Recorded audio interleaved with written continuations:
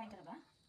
Mas makakatipid ka kapag sa bahay mo na lang niluto ang paborito nilang kinakain sa fast food. Super easy lutuin at hindi naman komplikado. Pakipusuan na itong ating recipe para makapagsimula na tayo.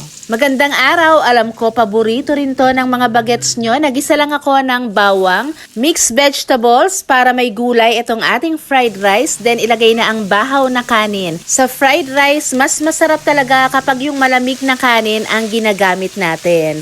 Then timplahan lang natin, mga simpleng pampalasa, pwede kayong mag-add ng soy sauce kung gusto nyo, pero ako ang nilagay ko lang ay konting salt, pepper at seasoning granules. I-mix-mix natin at lulutuin natin to sa malakas na apoy para hindi maging malabsak itong ating fried rice.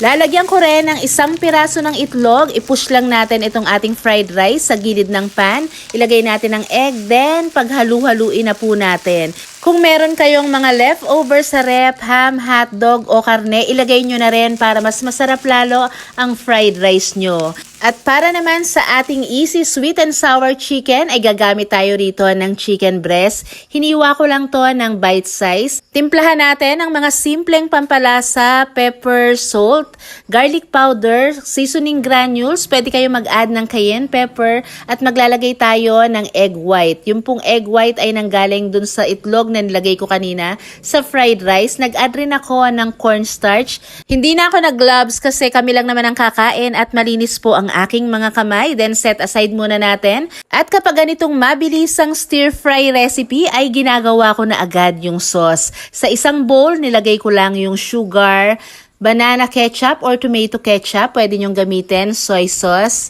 Mag-a-add rin tayo ng vinegar. Huwag kakalimutan ng paminta, ang seasoning granules para mas masarap o kung ano man yung pampalasa na gusto nyo.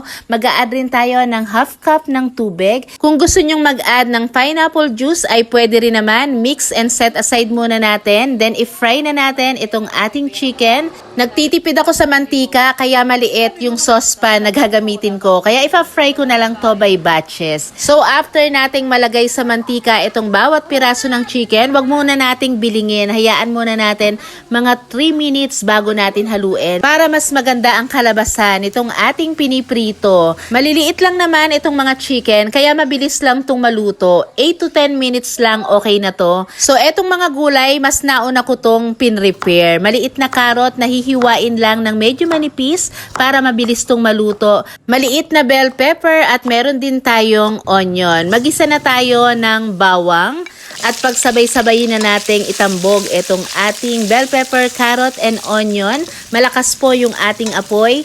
Kung meron po kayong pineapple, lagyan nyo para mas lalong masarap. At kapag sa tingin nyo malambot na to, ibuhos na natin yung ating pinrepair na sauce. So yung mga ganitong basic Chinese stir fry, mabilis lang naman po talagang lutuin. Kailangan lang talaga i-prepare mo agad yung mga ingredients na kakailanganin. May konting corn ako sa rep kaya sinama ko na rin. Pero ito optional lang ha.